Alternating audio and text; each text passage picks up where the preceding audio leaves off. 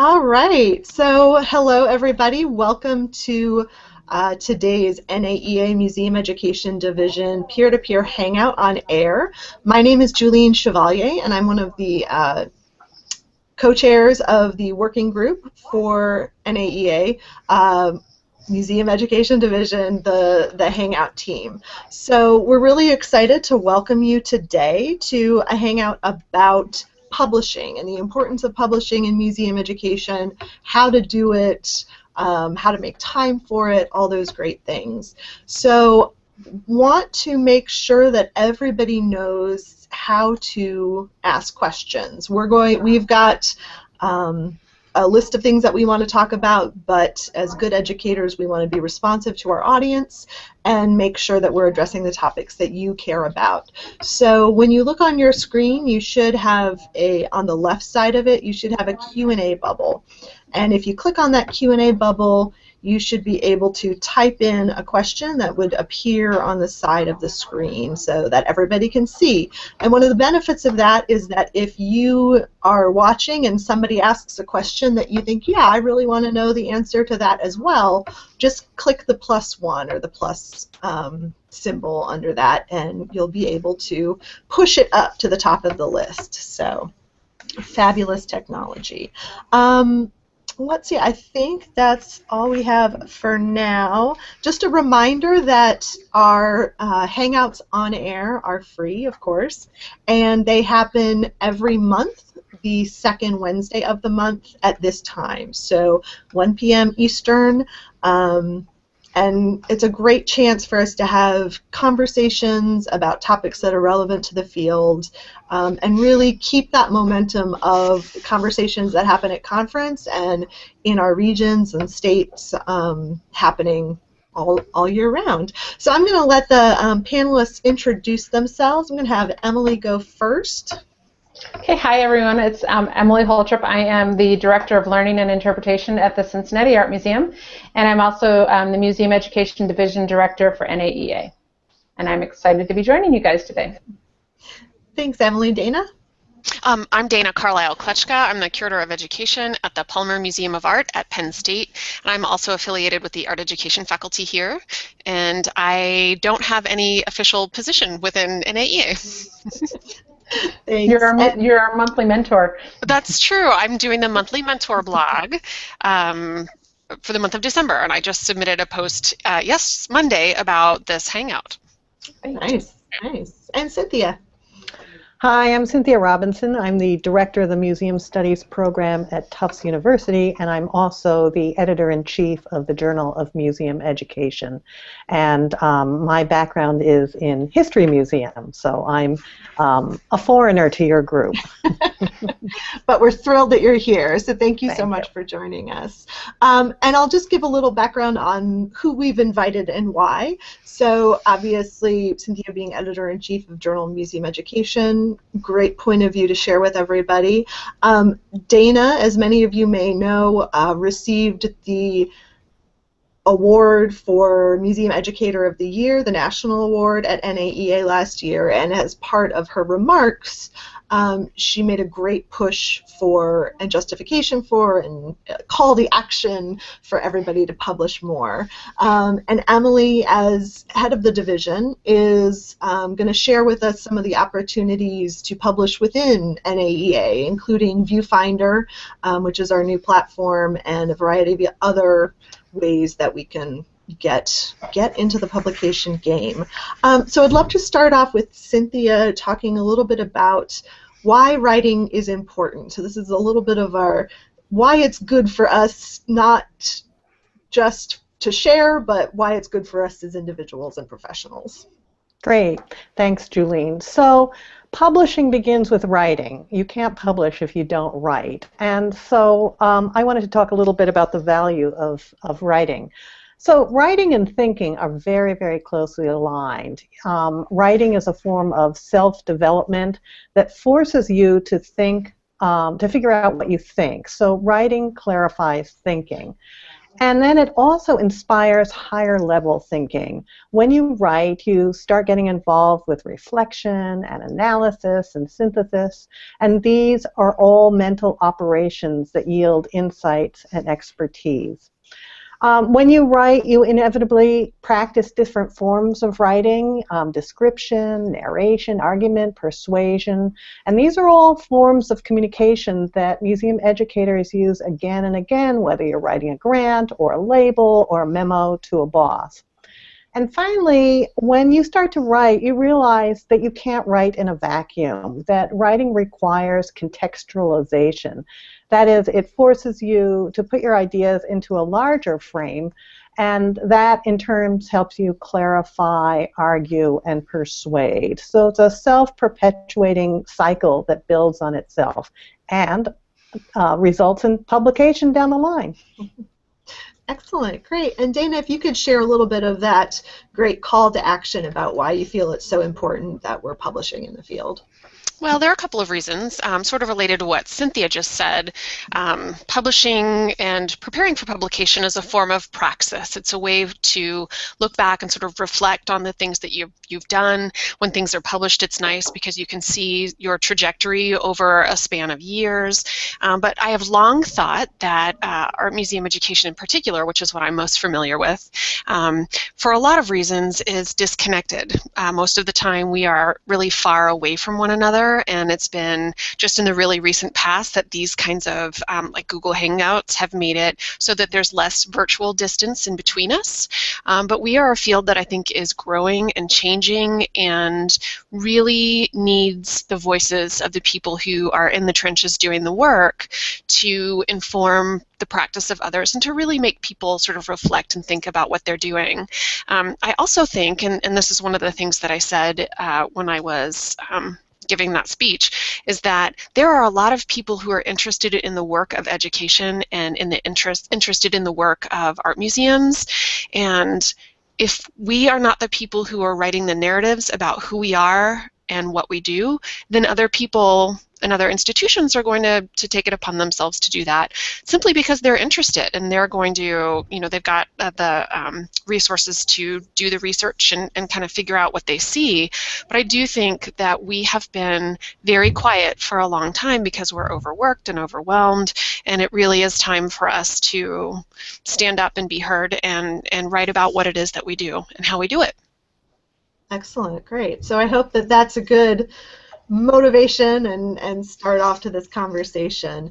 We're going to spend probably the bulk of our time together talking about the different formats, the different venues where we can publish, whether it's online or in print, and other places that I haven't thought of off the top of my head. But we're going to talk about them in a general trajectory of how long it takes something to get published. So, and this is mostly, obviously there's exceptions to the rule. So we're going to start with the least amount of time between writing something and getting it out there to the public. And again, I'm just going to remind everybody, please use the Q&A feature. Again, if you wiggle your mouse over your screen on the left side, there are some icons. One of them is a Q&A bubble. And then you can type your questions for everybody to see. And as a reminder, if there's something that you think, yeah, I want to know the answer to that question, click the +1 and it'll bump it up to the top of the list. So I'm going to invite Dana to start off to talk about blogs and specifically art museum teaching. Okay, so I think that institutions have fallen in love, and some of them have fallen out of love with having institutional blogs. But if you are at an institution that has a blog, then there is sort of one opportunity for you to be able to publish. At Penn State, a lot of professors have blogs that just talk about what they do, and a lot of staff do too. And so I actually have a blog that I publish on sometimes, but that is in fact a way for you to be able to let other people know what it is that you're doing. I work with Mike Murawski on Art Museum Teaching, which is a professional site, right? A professional development site rather than a blog. But essentially a blog.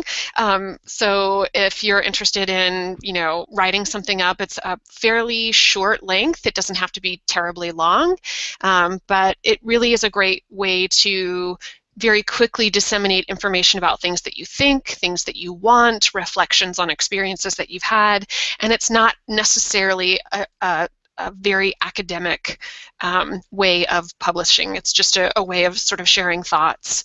I also, again, NAEA has blogs of its own, and I'm doing the monthly mentor blog, which I think is a month, and it's only 1 to 2 posts per week, so that's not a huge effort. But I know, and I'm really excited about, I've already joined Medium and started to look at what's going on with it, but I think Emily was going to talk a little bit about Viewfinder. Yes, I am. Okay. I had to unmute myself. Okay. Do you want me to go into Viewfinder now? Yeah, I okay. think that'd be great. Okay, so I am here in place of our 3 co-editors. They weren't able to join us today, but I'm really excited to talk about Viewfinder because it's where the blog and the scholarly peer-reviewed journal kind of meet in the middle. And just like Dana was saying, is we need, and we were, her call to action last year is what started Viewfinder. And it was like, yeah, we do need to be publishing. We do need to be engaging our colleagues in more discussion about the good work we do, because right now we know what we're doing, but we aren't getting the word out there. So Viewfinder is really got 3 goals, and they gave me talking points, and I know this pretty well, but it looks like I'm reading, I am. It's to create a space for intergenerational exchange where emerging mid-career and senior members of the museum education community can connect. So it's really driven by NAEA constituents. Viewfinder is created by NAEA members for NAEA members. It's to provide a platform for people to talk about things that they're thinking about, things that they're experimenting with, documenting successes, throwing questions out there that they might have interest in learning more about, or kind of being a little bit vulnerable and really putting yourself out and say, I'm thinking about this, or we're working on this, I would love some feedback. And it's it's a place to be timely yet rigorous, and we are really working hard to be nimble and to make it a resource that people are going to use. And we would encourage people to check it out, because it is really that interesting. We pair up the writer with the reviewer, and everybody knows who everyone is, so it's very transparent, and that's been a real big theme for the Museum Education Division this year as a whole. So we want to be as transparent as possible as to the work we're doing, and we're doing that in Viewfinder as well. We already have 1 issue out, so I encourage you to go over to Medium and search for Viewfinder NAEA Museum Education. And the first one was on leadership, and we had Amy Davis, the Director of Education and Community Partnerships from Monterey Museum of Arts, Rachel Ropiek from the Guggenheim, and Deborah Reeves, our Executive Director at NAEA, all talked about leadership. And then we are already working on issue number 2, which will come out in February, and that is going to be the role of transparency within our work, and really getting people to think about how can we be more transparent, not only in the work that museum educators do outside the museum, but also inside our organizations, so people really understand that what museum education is all about. And we've already asked, and they've confirmed, that Teresa Soto, Jessica Keynes, and Laura Evans will all be participating in that Viewfinder. So we want to know what you want us to write about with Viewfinder. So if you check out, you'll get calls on our listserv, so please respond to that. And we also have a Google Doc that you can add your topics to, and that is located on the Museum Education page of the larger NAEA website. So, we want to write about what you want to hear about, and if you don't contribute, then we don't know what you want to hear about. So, and if you're interested in being a writer, letting us know that as well, or a reviewer. If you're not ready to write yet, but you think that you might be a really good reviewer and want to be part of that dialogue, that's the way to get your foot in as well. And I just want to bring up the point that I'll add links to all of these things to the Google Hangout event so that people can find them later. We also have a great document put together that lists all of these different platforms, and we'll share that with everybody, and can be a great resource moving forward. I want to make sure that we get to the question that Michelle has posted, and to Dana, what's the difference between a professional site and a blog? Well, a blog doesn't have any sort of institutional affiliation necessarily. So, anybody can create a blog, anybody can write on a blog, and it's a little bit different in terms of what Emily is talking about with, although I did put Viewfinder as not necessarily having an institutional affiliation, or sorry, the blog not having an institutional affiliation. Clearly, Viewfinder does. But for me, it is a question of mediation. Some blogs are, immediately published right off the hip, your sort of thoughts, and I can't see that question. Is there a way to see her question, or was that not on the group? On the big Q&A. I think it just disappeared because we're. Oh, there we go. Okay. Okay. And in the for art museum teaching, I think that the difference is a little bit. There are, Mike and I are both editors, and there is some discussion between the two of us about, what kind of goes up. But I think it's probably more just technical verbiage for giving it some sort of legitimacy in terms of being not just one person sort of, giving out information, that in fact it has been mediated in some way. Great. Much like Viewfinder.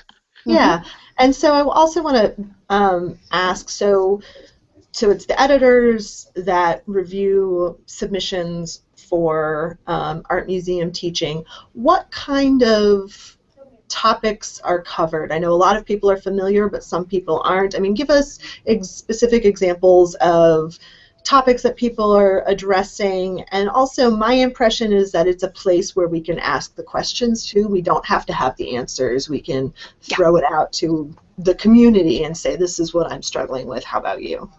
I think it's very, very open. There are people who talk about examples of practice. There are people who give overviews of different conferences they've been in. There are people who, ask particular questions about what's going on in the field. It really is very, very open. And Mike is really committed to being very welcoming in terms of publishing, a wide variety of issues and thoughts and ideas. So really, the main focus is communication, get ideas out there, get these discussions out there.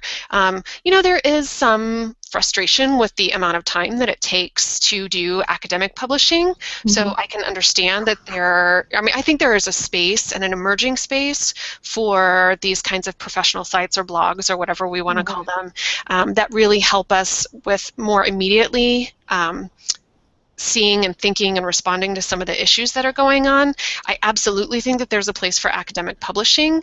I'm actually in the process of co-editing a book, so I certainly believe that. But I do think that the main sort of differentiation is that with these sort of professional sites and blogs, it's more immediate, and it's not necessarily academic in terms of jargon or in the amount of research that you've done, and clearly there are not nearly as many citations in terms of presenting something in a particular way that is historically situated and situated in research. It's much more, this is what I'm thinking now, this is what I'm concerned about, this is what's going on. And is there a length that people should think of or aim for? I'm sure if we go and look, we can see what's out there, but I think sometimes knowing that it could be a short few paragraphs can break down a barrier. Absolutely. There is no sort of required length. Images are always appreciated, though. I think that's another thing that's really nice about publishing digitally, whether it's through blogs or ebooks or whatever, is that as long as you have the rights to those images, it's so nice to be able to see things both visually and reading them.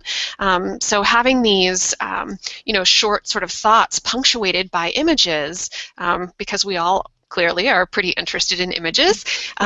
That's one of the nice things about those types of formats.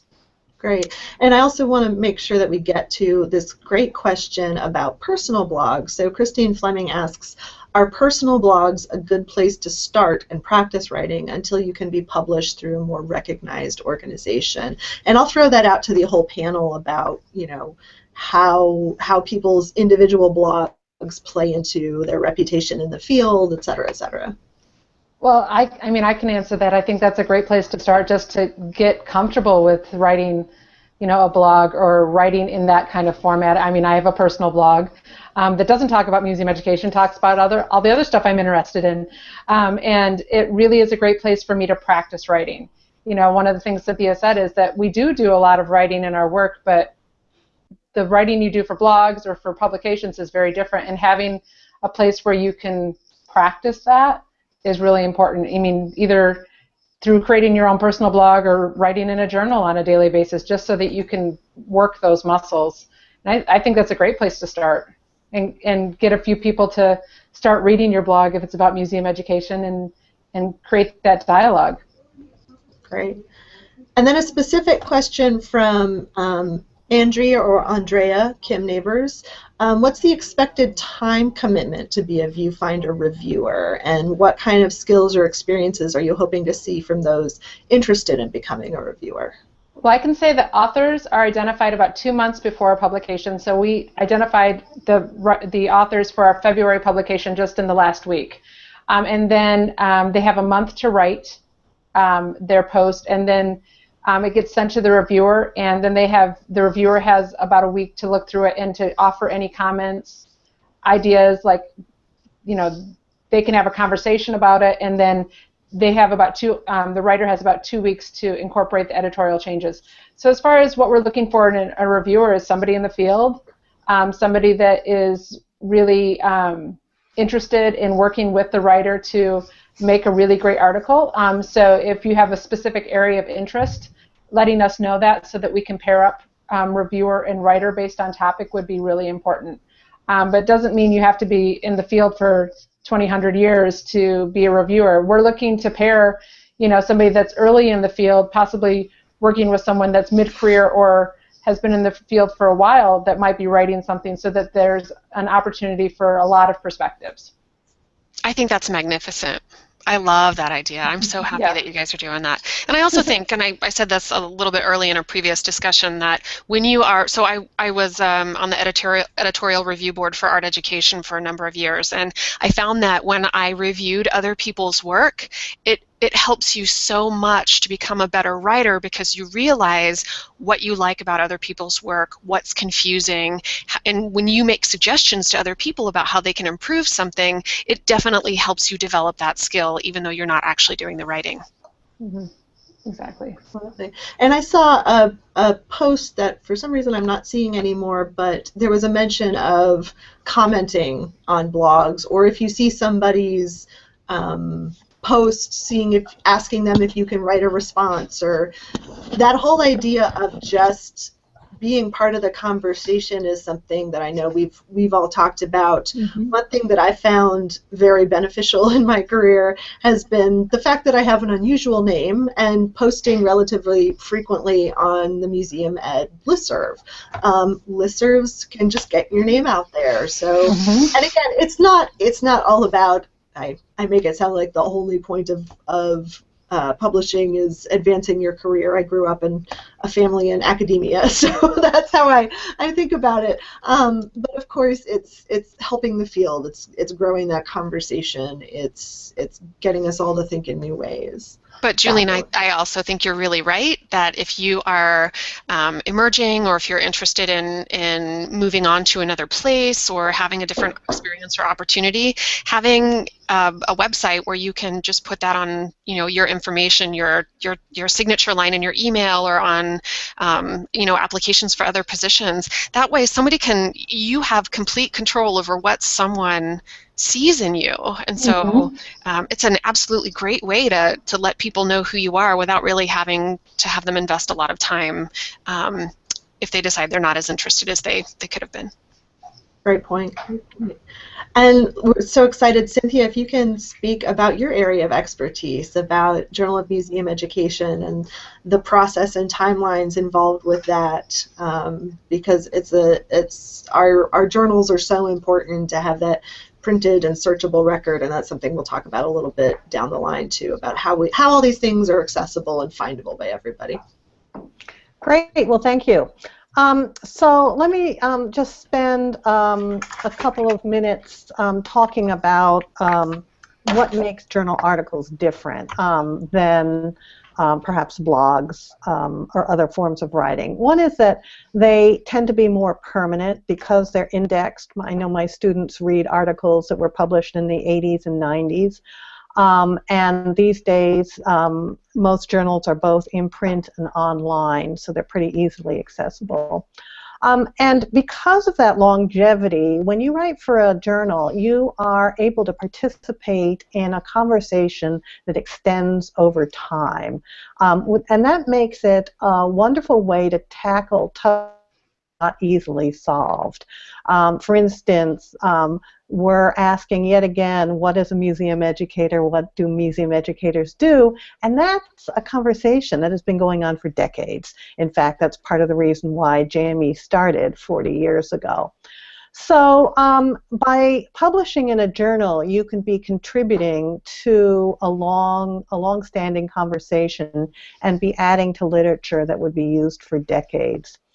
On a personal level, publishing in a journal gets your name out there, it beefs up your resume, it shows your potential employers that you're a force within the field with a reputation, and you have something to say.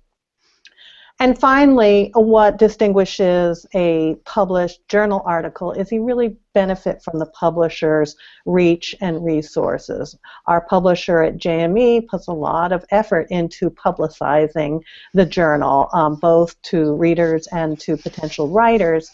And journal articles are indexed so they can be found through online search engines. And so again, that helps you professionally and helps get your work out there. JME articles are peer-reviewed. And what that means is your article is, if you submit an article, it is reviewed by someone in the field in what we call a double-blind review. That means that the reviewer does not know who you, the author, is, and you as the author don't know who the reviewer is. And that it's a lack of transparency, but there for a specific reason to protect against against bias. It's a small world and lots of people know each other, and it's sometimes hard to review a friend, and so this way you are a bit removed from that process. So that makes it competitive. Not all the articles submitted to the journal are accepted. Often, in fact, they're sent back and asked for some revision. So it's a process, and it helps to have outsiders look at your work. So let me say a little bit about what JME looks for. We look for authors that have something to say. It needs to be more than a show and tell. Authors have to have a premise, a point, or a proposition, really a thesis. And that premise needs to be supported by research, either your own or other people's, and it needs to be supported by expertise. So authors are people who know their field and not just their work. They know what other people have said about their field. They know how their argument stands in the context of what others have had to say, and it builds upon others' work. Let's see, I can tell you that in the journal we have different sections. We have a guest edited section. We always have a guest editor who works with 4 to 7 authors to submit articles that respond to a theme. And those authors are by invitation. They're also peer-reviewed in a double-blind review. But we also have we also accept single articles on an ongoing rolling basis that either fit into the category of what the research says, so it's about research, current trends in the field. We have another category called tools, frameworks, and case studies, another on perspectives, and then we also publish reviews, book reviews, exhibit reviews, and program reviews. So there's lots of space in here, lots of different categories where you perhaps could see yourself contributing to. And if nothing else, a review would be a great place to start. We've actually never, ever had anyone review a program, and I think it's about time we did that.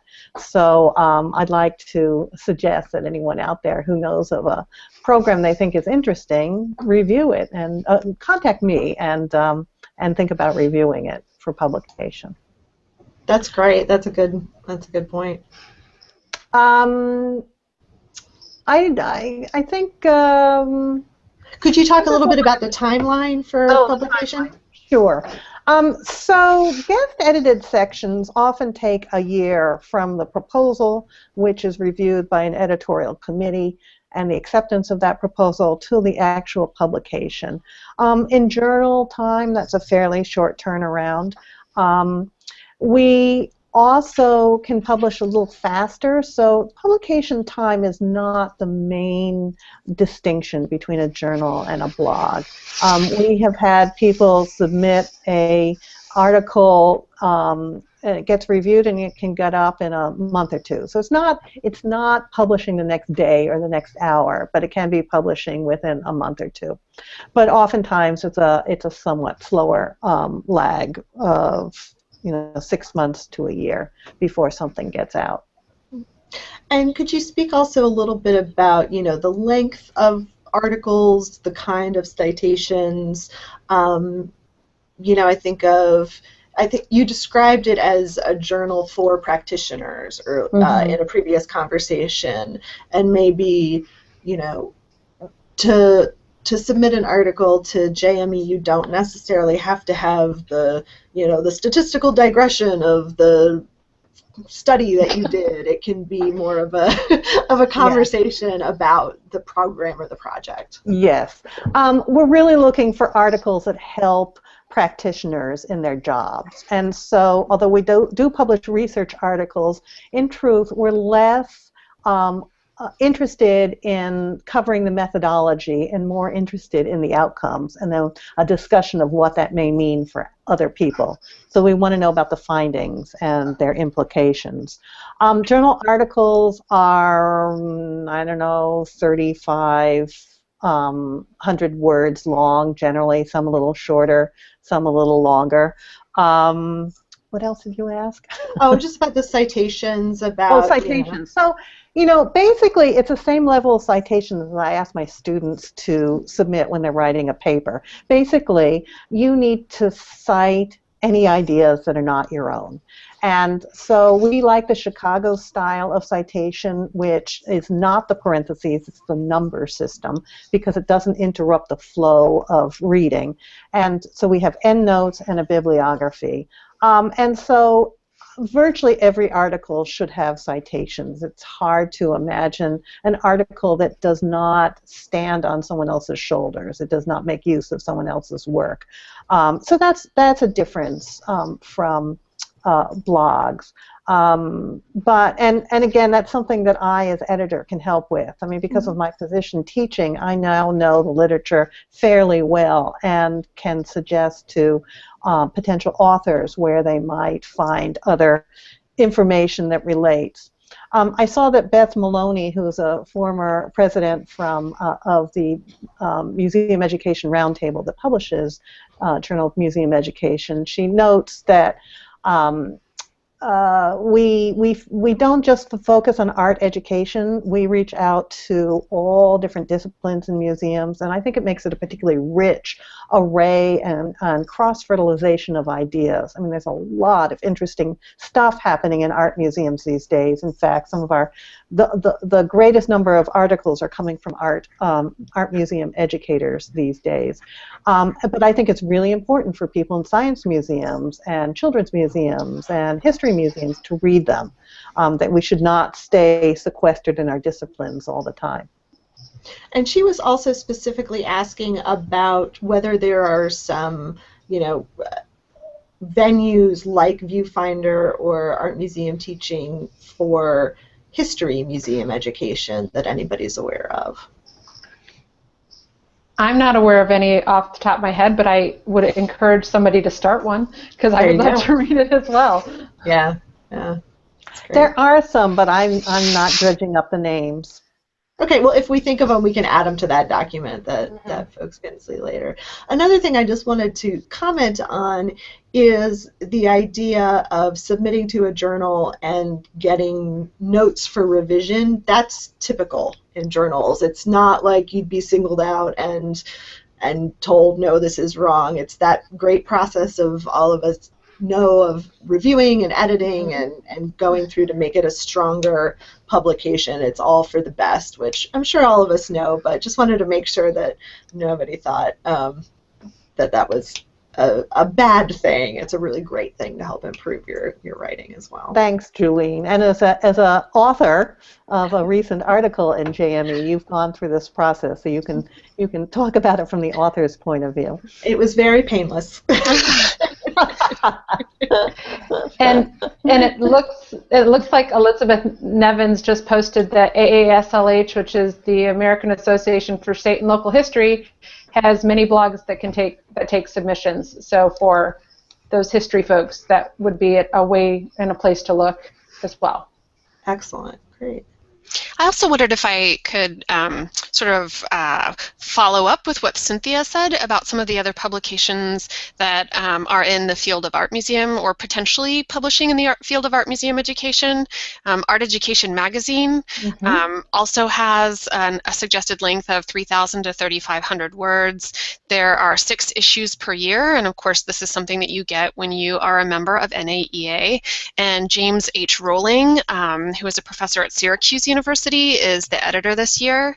So that is one way to get published in maybe like a smaller, less academic journal that is, again, just about sharing with your experiences with other people. They're absolutely, it's a publication in the field. You absolutely need to have, do research. You absolutely need to do citations, but it's sort of indistinguished or in contradistinction to Studies in Art Education, which is also published by NAEA. Those are people who are reporting about the research that they do, and that's very, very much an academic publication.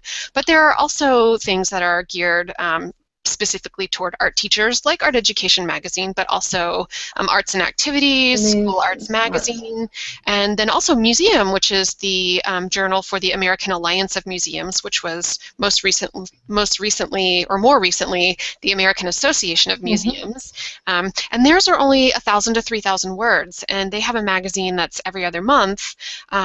So with the document that we're going to be following up with, we have the information about each of these publications, how often they come out, what the length of a manuscript is expected to be, and they're all peer-reviewed. So it's the same process that Cynthia was talking about, and if you submit something, you'll be asked to submit images, and you'll be asked to sign off on it, and you'll either get accepted with revisions, or rejected. I was going to say, I was just going to add to what Dana was saying about NAEA publications. I encourage people to look on their website because each of the publications has different submission needs and parameters that you need to kind of follow, and we'll include that on the document. But the other thing with Art Education Magazine is they have instructional resources. Right. So if you want to include or write an instructional resource that another teacher could use or another museum educator could use about an object, that is another way to get published, and they're always looking for that. And the other places are NAEA News. The newsletter that comes out is another place to be published with NAEA. We already talked about studies, but there's also 2 smaller kind of like newsletters called Translations and NAEA Advisory, and those are 2 other great places to get your foot in to be published. And like I said, you'll want to go to the NAEA. It's arteducators.org/research to find the parameters for each of the different things that they publish. And they also publish books. So if you have a book proposal, that's a little bit more of a strenuous thing to go through, but they are looking for that. And they also have a whole section on the website where you can call, where they're doing a call for submissions. So people that are looking for other individuals to write chapters for their own books, look for that as well. So if you're really interested, NAEA's website does provide a lot of opportunity and a lot of ways that you can get out there. And anybody can put up an idea for an article. It's not, they prefer you be a member, but other than that, it's pretty open. Well, and I also, I'm going to ask Dana to speak a little bit about the book process, but mention a couple of things. For Museum Magazine, I believe the turnaround time is around 6 months, if I remember correctly, thereabouts. But also that idea of you may not have to write something from scratch, right? If you're writing teacher curriculum, if you're writing lesson plans, if you're writing tour outlines, you've got the beginnings of an instructional resource. And so make it count more than once, as my dad used to say. You've already got it, let's adapt it to this other format. Mm-hmm. So Dana, I'll ask you to speak about books now. Okay. Well, I can do this from limited personal experience. I have contributed chapters to NAEA books, specifically Pat Villeneuve's book in 1997, I think it's been a little bit, which was From Periphery to Center, Art Museum Education in the 21st Century. And that was based on research that I was doing in graduate school. It was a refashioning of a paper that I had done in sort of inquiring about historical context that created opportunities for the field of art museum education to develop. Recently, I guess about a year ago, I went through the process with somebody who has already been through this process. His name is Steve Carpenter, and he's a professor here at Penn State. And he and I do a summer institute together every summer where it's professional development for contemporary art for teachers who are pre-K through 12, and then also museum educators have come as well. And so after doing this for a few years, we thought a lot about how we might share information with other people, and it got us really thinking about the ways in which different museums have professional development for teachers, but that how few of us are sharing that information about what we do and how we do it. And so he and I wrote a proposal and submitted it to NAEA, and it was approved last September. So the book is Professional Development in Art Museums, Strategies of Engagement Through Contemporary Art. And they have a process where their board of directors will review it and decide whether or not it's something that they want to do, and they will also give you feedback. We basically have a contract with them to produce a book by the end of 2 years. And so what we did was we put out information about anybody who wants anybody who might want to publish a chapter in the book, and we had sort of a framework of how we wanted to publish it. And I think we had about 24 different essays. So it will be a nice lengthy book. These are not quick processes. This is something where the editors have to go through and read everything and provide feedback and edit it technically and stylistically, in addition to sort of thinking about how much it really resonates with the topic of the book. So it is a little bit of a longer process, but it's definitely kind of an academic publishing strategy. And honestly, there are so few books, particularly I think in the field of museum education in general, but particularly about our field and about the work that practitioners do, that we were really very excited about the idea of giving people a voice and having them be able to talk about the work that they do in a larger compendium so that people could see the richness and the diversity of strategies that museums are providing for pre-K through 12 teachers to really engage with works of art. And so we thought about it in terms of theoretically, we wanted examples of practice, and then we also thought about foundations. What are the things that people have to understand before they can really get into, really knowing what's going on in museums and the practices that they're using to communicate with teachers. So so that was kind of our idea. There are a couple of other academic publishing options, including things like the Journal of Curriculum and Pedagogy and Studies in Art Education, which again are more common. They're sort of the in-between space between journals and books. But very recently, Pat Villeneuve again and Anne Relson-Love, who are both professors at Florida State University, they just put a call out for chapters for visitor-centered exhibitions and edu-curation in museums. And I think probably everybody saw that. It's been going around different listservs and on Facebook and things like that. But yeah, there are several different opportunities right now for people in our field to put out information about what it is that they do very specifically. So books are a little bit different. It's it's about 4,500. 5,000 words.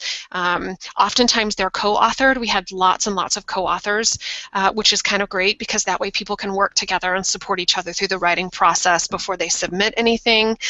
We know who is writing. We know what's coming in. It is not a blind process necessarily when you're writing a book, because you have a relationship with these people, and if you don't when you start, then you develop one with them as you go along. But it is a longer process and a really fascinating process, I'm finding. But I'm very excited about that possibility of creating more information and more resources for what it is we really do in our field, and not just what we do, but how we do it and why we do it. And I want to make sure we get to Angela Parker. Just asked the question of how do you seek out the essay writers for your book? Okay, you do a call for proposals, and so I wrote something for Art Museum Teaching and published it. I put it on Facebook. We put it on all sorts of different academic listservs.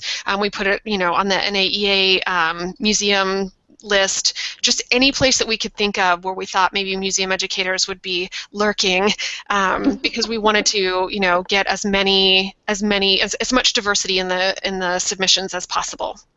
Great. And I also want to address the question that Sarah Klein asked of, besides professional notoriety contributing to the advancement of the field, etc., are there financial implications for publishing in our field? In other words, are there paying gigs out there? The one I was pleasantly surprised when I wrote for Museum magazine that there was a $500 stipend, I think, for writing an article there, so that was exciting. I've never been paid for writing an article or a chapter. No, neither. Right. Most academic journals do not. You can get stipends for editing. If you edit a book and work with a big enough publisher, you may get a stipend, but it won't make you rich. And I don't think NAEA offers them. NAEA does not offer anything, and Viewfinder does not offer anything. Right. Sorry.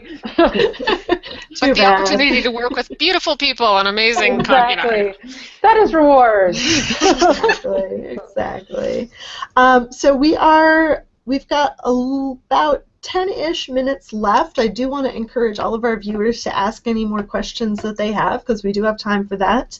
While we're accepting those questions, I want us to talk a little bit about the whole idea that we are all overextended. We've got, we're all doing the work of 2 to 3 people. How in the world can I make time for this? And Cynthia, if you want to speak a little bit about that first, that'd be great. Sure. Well, as I started out by saying, I think writing is a wonderful self-development tool. And even if you never publish, it's really good for figuring out what you think. And so I would advise everyone to take a little time to carve out little incremental pieces of time each day to do some writing and thinking. Keep a journal, and you may end up really easily creating a blog entry at some point. If you just chip away at thinking about, writing down what you're thinking, what you're doing, how you're responding to things in the field. So I think that's one of the best practices. Just get those fingers on the keyboard and start writing just for yourself. I also think of an extremely useful practice is to rewrite. No one ever does a good job the first time they write something. So write something Put it aside, walk away, and come back to it and do your own self-editing. And then after that, send it to someone else. If you are thinking of publishing in any format, whether it's a blog entry or a journal article, have another reader read it and give you feedback. That's how I learned to be a pretty good writer, and I eventually married the person who taught me to write like that. So it had long-term implications. My husband actually edited my writing as my boss, and I was at first outraged that he took my wonderful writing and tore it apart. But then I realized that I was learning from it, and it made me into a better writer. So put up with that. Learn to like people who critique your writing. Exactly. I think it's one thing I've learned is not to be precious about my words, because I edit so many labels, and my own labels, expect them to get torn apart, and I think many museum educators, heads of interpretation, interpreters know the pain of having the pushback of like, but that sentence is perfect and that has to be in there. Yeah. And you're like, no, it really doesn't. It really doesn't. So keeping in mind about your own words, the way that you treat other people's words in your daily life, etc., is a good lesson. Yeah. Try not to be precious. Have a little bit of a thick skin. Exactly. Yeah. Well, and I think we had chatted just a little bit the other day in thinking about this hangout, different strategies for actually making sure that writing is part of your practice. And some of the things that I had thought of offhand were to have a discussion with your supervisor about I think every year we all have to probably give them a few things that we want to do to, increase our productivity, or, projects that we feel are important to work on. And I have actually in my plan for the year said things about I need to take 2 hours on Friday afternoons to read, to catch up with the journals or to read books, or I need to be able to have time where I can go home and, be away from the office and still included working because I'm writing a particular thing. So discussing with your supervisor that you feel like that is part of your professionalization can be really fruitful. There are a couple of different apps that you can use. Shut the door, put some headphones on. There are a couple different apps that you can use that will log you out of particularly social media applications. Or what was it that you were talking about a little bit, Julene? Was Pomodoro? Yeah, Pomodoro it's just a basic time management system. It's kind of like I can do anything for 20 minutes. So it's named for the old kitchen timers that were in the shape of a tomato, Pomodoro, Italian. And so you set the kitchen timer for 20 minutes, you do your work for 20 minutes, then you get a 5-minute break. Then you do another 20 minutes, then you get another 5-minute break. And I think after 3 or 4 of those 20-minute blocks, you get a 15 or 20-minute break. So it's just a nice little chunking system to help us focus in this, I know that if I don't have, email open and Facebook open and, okay, I can focus for 20 minutes and I know that I'll have 5 minutes to check my email at the end of that chunk. And I think letting your supervisors know, or the people who are, directing the museum know that the work that you do is actually looked at by other museums and increases the professionalization of the field, and will, sort of be a counterpart to perhaps some of the curatorial research that's done by your institution, can be very fruitful.